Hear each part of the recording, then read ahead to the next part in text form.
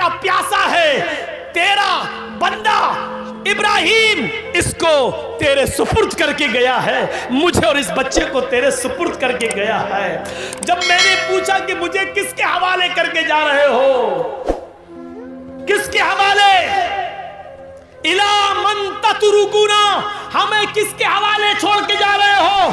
تو ابراہیم علیہ السلام نے آگے بڑھتے ہوئے کہا تھا اِلَى اللَّهِ، اے اللہ مجھے اور اس بچے کو اس نے تیرے حوالے کیا ہے، تیرے سپرد کیا ہے۔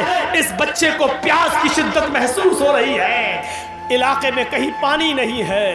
حضرت ہاجرہ پانی کی تلاش میں پہاڑی کے اوپر چڑھ جاتی ہیں، صفا سے نیچے جھانک کر دیکھتی ہیں، شاید کوئی گاؤں، شاید کوئی قبیلہ، شاید کوئی محلہ مجھے نظر آ جائے، دو چار آدمی رہنے والے نظر آ جائیں اور میں ان سے تھوڑا سا پانی لے لوں۔ لیکن پہاڑی کی اونچائی پر چڑھنے کے بعد بھی ان کو نیچے کوئی بستی نظر نہیں آئی۔ صفا سے چکر لگاتی ہیں، نارمل چال چلتی ہیں، پھر تھوڑی دور سینہ تان کر چلتی ہیں، دوڑتی ہیں، پھر رکتی ہیں، پھر نارمل چال چلتی ہیں، پھر دوڑتی ہیں، مروہ پہ پہنچ جاتی ہیں۔ مروہ کی پہاڑی سے نیچے جھانک کر دیکھتے ہیں کہ کوئی بستی مل جائے، کوئی محلہ مل جائے، کوئی گاؤں مل جائے جہاں میں تھوڑا سا پانی لے کر اپنے بچے کو پلا سکوں۔ لیکن مروہ کی پہاڑی کے نیچے بھی کوئی بستی آباد نہیں ہے۔ لیکن اپنے بچے کو دیکھتی ہے، ہونٹ میں انگوٹھا رکھے ہوئے ہے، اپنے بچے کی پیاس کی خاطر پھر مروہ سے صفا، پھر صفا سے مروہ، پھر مروہ سے صفا، پھر صفا سے مروہ، 7 چکر لگا کر اپنے بیٹے کے پاس آ کر بیٹھ جاتی ہے اور کہتی ہے اللہ جتنا میں عورت ہو کر سکتی تھی کر لیا، ایک لیڈی ہو کے کر سکتی تھی کر لیا، جتنا دوڑ سکتی تھی دوڑ چکی، جتنی محنت کر سکتی تھی کر لی، اب طاقت میرے بس سے باہر ہو چکی ہے۔ اللہ تو ہی غیب سے مدد فرما، اس اسماعیل کے لیے پانی کا انتظام کر دے۔ اللہ اس کو میرا شوہر مجھے اور اس بچے کو تیرے حوالے کر کے گیا ہے۔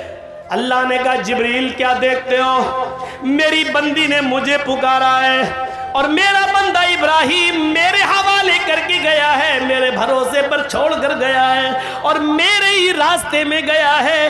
جاؤ جہاں اسماعیل پیروں کی ایڑیاں رگڑ رہے تم اپنا پر وہیں پر مارو۔ جبرائیل امین آسمان سے نیچے اترتے ہیں اور جہاں اسماعیل ایڑیاں رگڑ رہے تھے وہیں پر مارتے ہیں اور پانی کا چشمہ جاری ہو جاتا ہے، پانی بہنے لگتا ہے۔ ہاجرہ اس پانی کو دیکھ کر خوش ہو جاتی ہیں اور اس کو منڈیر باندھنے لگتی ہے۔ پانی ادھر ادھر بہنے لگا، وہ سوچ رہی تھی کہ پانی کہیں ختم نہ ہو جائے، اس لیے سمیٹنے لگی۔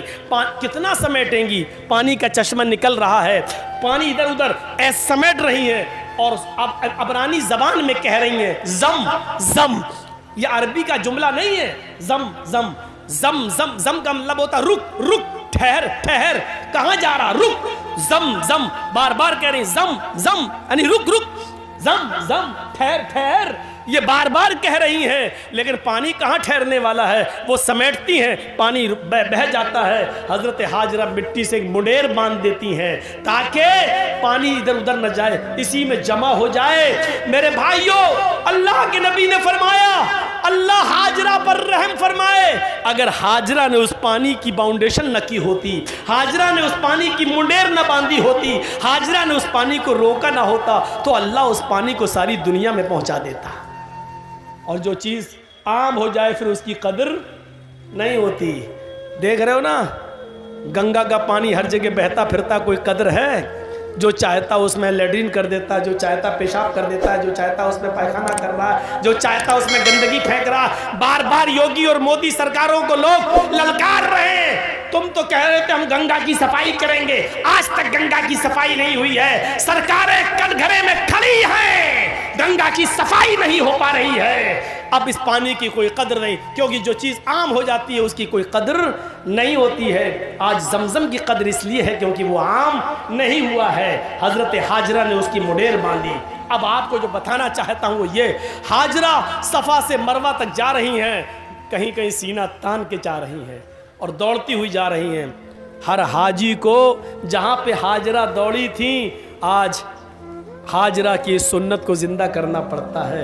वहाँ हर हाजी को थोड़ा सा या उम्रा करने वाले को सीना तान कर दौड़ना पड़ता है। अल्लाह के रसूल ने औरतों को मना कर दिया है, फरमाया है कि हमारी उम्मत की औरतें सीना तान कर नहीं दौड़ेंगी, वो अपनी नॉर्मल चाल में चलेंगी। लेकिन अल्लाह के रसूल ने हाजियों को, मर्दों को ये हुक्म दिया है कि उनको हाजरा की इस अदा को जिंदा करना होगा। जहां हाजरा नॉर्मल दौड़ी थी तुम्हें नॉर्मल दौड़ना है, और जहां हाजरा तेज दौड़ी थी वहां तुम्हें थोड़ा तेज दौड़ना है। जहां हाजरा ने थोड़ा सीना निकाल कर दौड़ी थी वहां तुम्हें थोड़ा सा सीना निकाल के दौड़ना है। मेरे भाइयों, हाजी और मुअतमिर, उम्रा करने वाला हाजरा की इस अदा को जिंदा करता है, और इसको अल्लाह रब्बुल आलमीन ने हज और उम्रा जैसी इबादत का एक हिस्सा बना दिया है। जहां हाजरा के पैर दौड़ रहे हैं वहीं हाजी का पैर, और इसको इबादत। गौर करो, लिखो मीडिया वालों, लिखो अगर तुम्हारे कलम में ताकत है, सीआईडी वालों और वो लोग जो ये कहते हैं कि इस्लाम ने औरतों को पर्दे की चार दीवारी में बांध दिया है, औरतों पर जुल्म किया है, औरतों को घर से बाहर निकलने की इजाजत नहीं है। औरत को इस्लाम ने यह इज्जत दी है कि जहां हाजरा तेज दौड़ी वहां तुम्हें भी दौड़ना है, जहां हाजरा सीना निकाल के दौड़ी वहां तुम्हें भी निकालना है। और जब तक कोई हाजरा की सुन्नत को जिंदा नहीं करेगा, अल्लाह उसके हज और उम्रे को कबूल नहीं करेगा। हाजरा के नक्शे पा को, हाजरा के नक्शे कदम को अल्लाह ने अपनी इबादत का एक हिस्सा बना दिया है। एक औरत के नक्शे कदम को अल्लाह ने अपनी इबादत बना दिया हो, इससे बड़ा एक औरत का मकाम क्या हो सकता है? इससे बड़ी एक औरत की इज्जत क्या हो सकती है? इससे बड़ा एक औरत का सम्मान क्या हो सकता है? कोई किसी मजहब ने औरत के पैर, औरत के हाथ, औरत के कदम को अपनी इबादत का हिस्सा नहीं बनाया है। आज भी देख लीजिए, हिंदू धर्म के अंदर बीवी की लंबी उम्र के लिए कोई रोज़ा और इबादत नहीं है, लेकिन आदमी की लंबी उम्र के लिए औरतों को करवा चौथ का रोज़ा रखना पड़ता है। यहाँ उल्टी गंगा बहती है। देखिए, मैं किसी मज़हब पर तनकीद नहीं कर रहा हूँ, हर आदमी आज़ाद है, किसी भी मज़हब पर वो अमल कर रहा है। हमें ज़बरदस्ती किसी को अपने मज़हब में शामिल नहीं करना, आज़ाद है वो। लेकिन मुआजना जब किया जाता है तो बताया जाता है, मेरे भाइयों, हमारे यहाँ एक मर्द अगर 2 या 3 या 4 बीवी रख ले तो बड़ा एतराज़, इस्लाम ने 4 वाह, एक औरत को 4 औरतों की इजाज़त है, एक मर्द को, एक औरत को 4 मर्द रखने की इजाज़त क्यों नहीं है? बड़े एतराज़ात उठते हैं। मेरे भाइयों, हम चाहें तो लौट कर तुम्हें भी जवाब दे सकते हैं। 5 पांडव एक ही पत्नी रखते थे, द्रौपदी। 5 पांडव की एक ही पत्नी थी, द्रौपदी। 5 भाइयों ने एक ही औरत को रखा था, द्रौपदी। आप अंदाजा लगा सकते हैं, हमें वो लोग नसीहत करते हैं जो खुद शीशे के मकान में रहते हैं और हमारे पत्थर के मकान पर पत्थर, मजबूत मकान पर पत्थर मार के गिराना चाहते हैं। उनको ये नहीं मालूम कि तुम्हारा मकान शीशे का है। अगर इधर से जवाब में एक पत्थर हमने फेंक दिया है तो तुम्हारे मकान का हाल क्या होगा? मेरे भाइयों, जो खुद शीशे के मकान में रहते हो उनको दूसरों के पत्थर के मकान पर पत्थर फेंकने का हक नहीं है। उनको डरना चाहिए, अपने मकान के कमज़ोर होने का एहसास होना चाहिए, एहसास उनको होना चाहिए। जो हमारे नबी की 11 और 12 बीवियों पर एतराज़ करते हैं, उनको कृष्ण कन्हैया की गोपियों की तादाद मालूम होनी चाहिए। 16,108 शीशे के मकान में रहने वाला किसी के मजबूत मकान पर पत्थर नहीं फेंकता है, क्योंकि वो जानता है कि अगर जवाब में इसने पत्थर फेंका तो हमारे शीशे के मकान का हाल क्या होगा। इसलिए अक्लमंदी इसमें है कि आदमी किसी दूसरे के मजहब पर बगैर पढ़े लिखे तनकीद न करे, बल्कि हर मजहब को इज्जत की नज़र से देखे। हम आपके मजहब की इज्जत करते हैं, लेकिन इस बात की इजाज़त नहीं देते कि हमारे मजहब पर तनकीद हो। आप हमारे मजहब की इज्जत कीजिए, اور اس بات کی اجازت مت دیجیے کہ ہم آپ کے مذہب پر تنقید کریں. تنقید کرنے کا کوئی حق نہیں ہے. میرے بھائیوں، جس مذہب میں جو اچھائیاں ہوں وہ لے لینا چاہیے. اچھائی جہاں سے ملے وہ ہماری کھوئی ہوئی امانت ہے، اسے ہمیں لے لینا چاہیے. اور برائی جس مذہب کے اندر بھی ہو، جس دھرم کے اندر بھی ہو، اس کو چھوڑ دینا چاہیے، چاہے وہ کسی بھی مذہب کے اندر پائی جا رہی ہو. میں یہ کہہ سکتا ہوں کہ اسلام کے اندر کوئی برائی نہیں ہے، مسلمانوں میں برائیوں کی کمی نہیں ہے. دونوں باتیں الگ الگ ہیں. پھر سن لیجئے، اسلام میں کوئی برائی نہیں ہے لیکن مسلمانوں میں کسی برائی کی کمی نہیں ہے. ایک سائنٹسٹ نے کہا تھا کہ میں نے جب دھرموں کا مطالعہ کیا تو مجھے سب سے اچھا دھرم اسلام لگا. جب میں نے مذہبوں کا مطالعہ کیا، ہندو دھرم، عیسائی دھرم، جین دھرم، سکھ دھرم، یہودی مذہب، بدھ مذہب، اسلام دھرم، میں نے سارے مذہب کی اسٹڈی کی تو مجھے پڑھنے میں سب سے اچھا مذہب اسلام لگا. لیکن جب میں نے دنیا گھوم کر دیکھا اور ہر مذہب کے ماننے والوں کا جائزہ لیا، میں نے یہودیوں کی بستی میں یہودیوں کو دیکھا، عیسائیوں کی بستی میں عیسائیوں کو دیکھا، جینیوں کی بستی میں جینیوں کو دیکھا، اور ہندوؤں کی بستی میں ہندوؤں کو دیکھا، بدھسٹوں کی بستیوں میں بدھسٹوں کو دیکھا، مسلمانوں کی بستی میں اور محلے میں مسلمانوں کو دیکھا. میں نے ہر بستی میں ہر مذہب کے ماننے والوں کا جائزہ لیا تو مجھے دنیا کی بگڑی ہوئی بدماش بدقماش قوموں میں سب سے زیادہ بدتر اور سب سے زیادہ نالائق قوم مسلمان نظر آئی. حقیقت کڑوی مگر حق بجانب اس نے بات کہی ہے. یہ کیا بات ہے کہ دوسروں کی برائی ہمیں سن کے بڑا مزہ آتا ہے. اگر ہمارے اندر بھی کوئی کمی ہے تو اس کو سننے کی بھی چھمتا ہمارے اندر ہونی چاہیے. ہم اس سائنٹسٹ کی تعریف کرتے ہیں کہ اس نے ہمارے مذہب کو غلط نہیں کہا. ہم اس سائنٹسٹ کی تعریف کرتے ہیں کہ قوموں کا معائنہ کرنے کے بعد سب سے زیادہ کمی اس کو اگر نظر آئی تو مسلمانوں کی نظر آئی. اس نے کیا کہا؟ میں نے جب دھرموں کا مطالعہ کیا تو سب سے اچھا مذہب اسلام لگا، لیکن جب ہم نے قوموں کا معائنہ کیا تو سب سے بدتر قوم مجھے مسلمان نظر آئی. اور آپ دیکھ لو 30 کروڑ 35 کروڑ مسلمان پورے بھارت میں، 4 لاکھ سے زیادہ مدرسے پورے بھارت میں، 4 لاکھ سے زیادہ پورے بھارت میں مدرسے، 50 لاکھ سے زیادہ علماء. ایک لسٹ دے رہا ہوں آپ کو، غور کیجئے. مسلمان کتنے؟ 30 سے 35 کروڑ. مدرسے کتنے پورے ہندوستان میں؟ 50 لاکھ، 4.5 لاکھ. 4 سے 4.5 لاکھ. علماء کتنے؟ 50 لاکھ سے زیادہ. اتنے مدرسے، اتنے علماء، اتنی بڑی تعداد مسلمانوں کی. مسجدیں بھی میرے بھائیوں مدرسوں سے کم نہیں.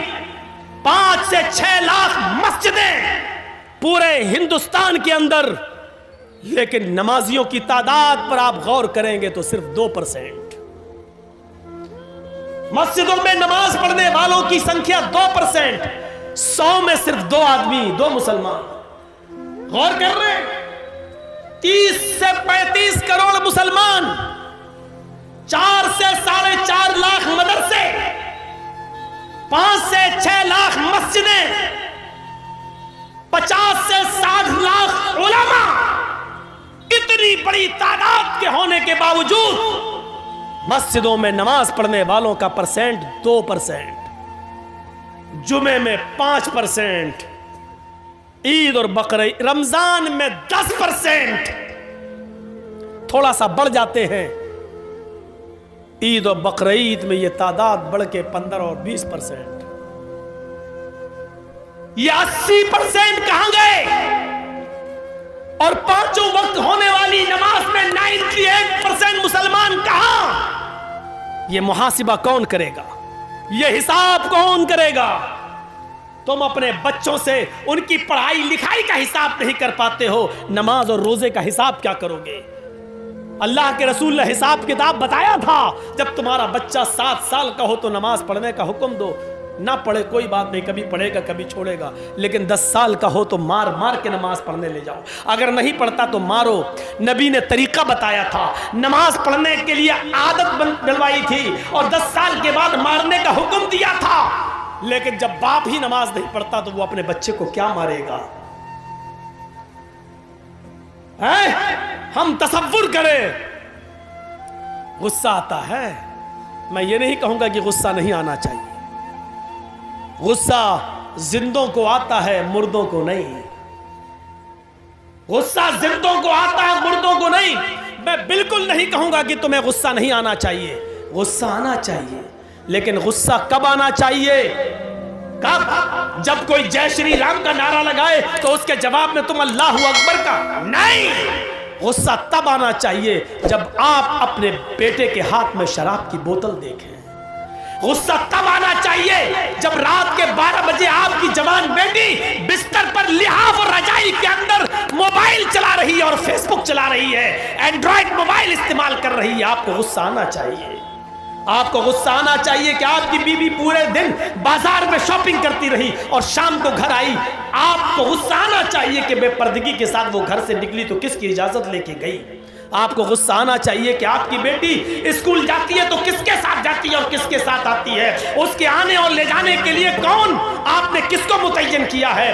अकेले अगर जाती है या मोहल्ले की चंद सहेलियों के साथ जाती है तो आपको उन मोहल्ले और गांव की चंद सहेलियों पर एतबार कैसे है? क्योंकि सहेलियां एक दूसरे की सहेली होती है। तुम मेरी मत कहना, मैं तुम्हारी नहीं कहूंगी। तुम अपने बॉयफ्रेंड के साथ जाओ, हम अपने बॉयफ्रेंड के साथ जाते हैं और घर जब पहुंचेंगे तो हम लोग एक साथ हो लेंगे। तुम हमें फला जगह पे मिल जाना।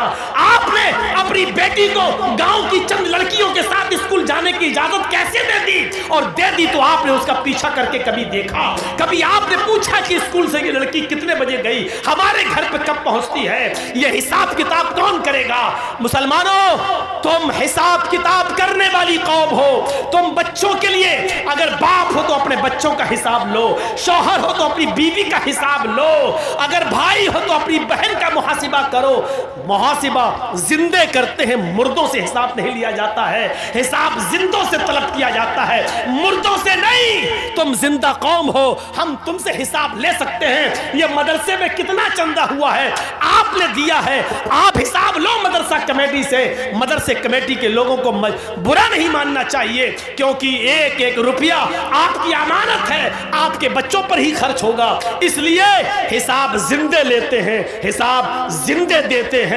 हजरत उमर जब मिंबर पे खड़े हुए और नई कमीज पहनकर खुतबा देने लगे तो एक नौजवान उठा और कहने लगा, उमर खुतबा देना बंद कर, तकरीर करना बंद कर, खुतबा नहीं देने दूंगा।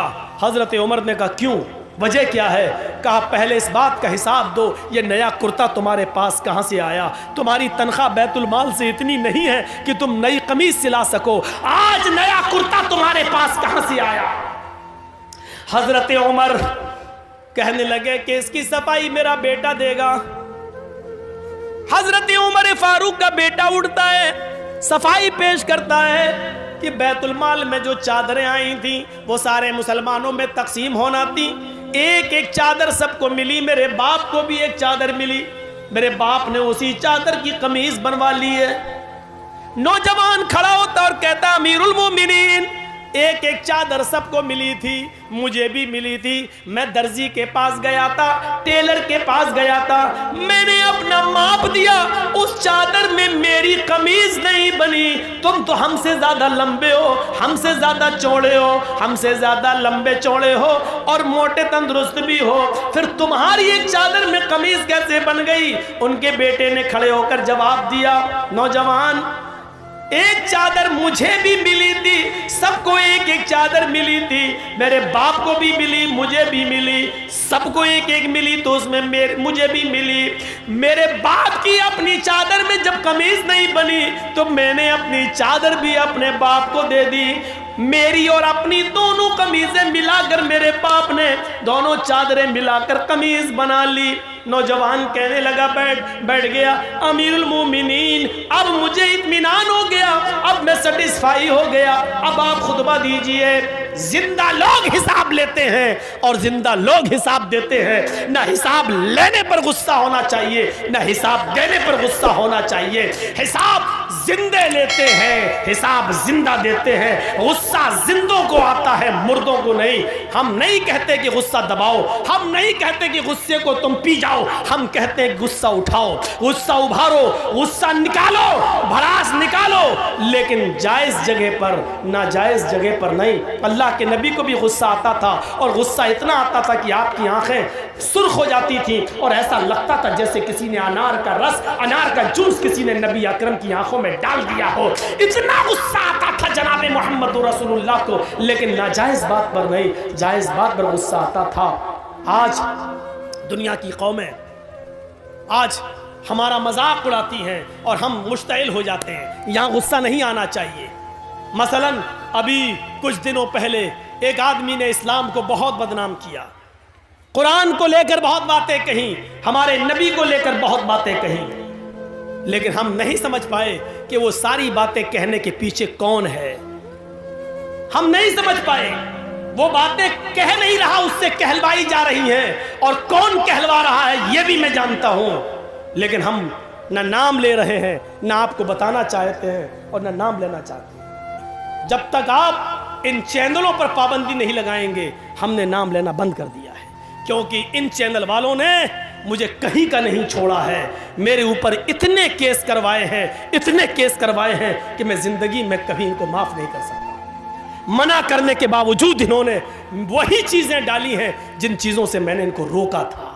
सिर्फ इनके अकाउंट में पैसा आ रहा है, चलाओ बेटा, जितना चला सकते हो चलाओ, लेकिन याद रखना मरना तुम्हें भी है, तुम्हें भी मरना है।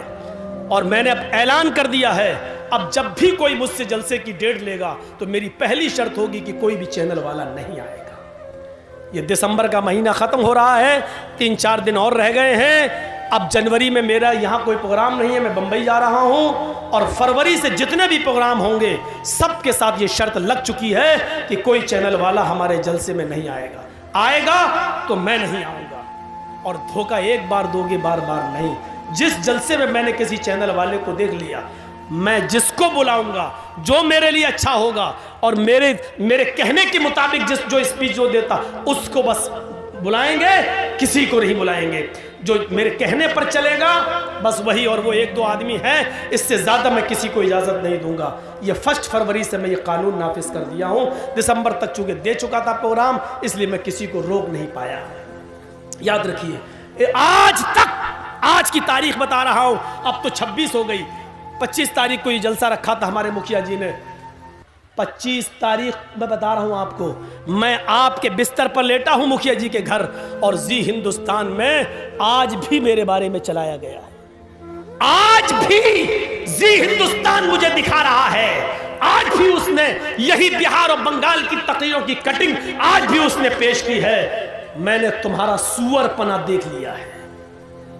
मैं ये जुमला बोल रहा हूं, तुम्हारी आंखों में सुअर का बाल है।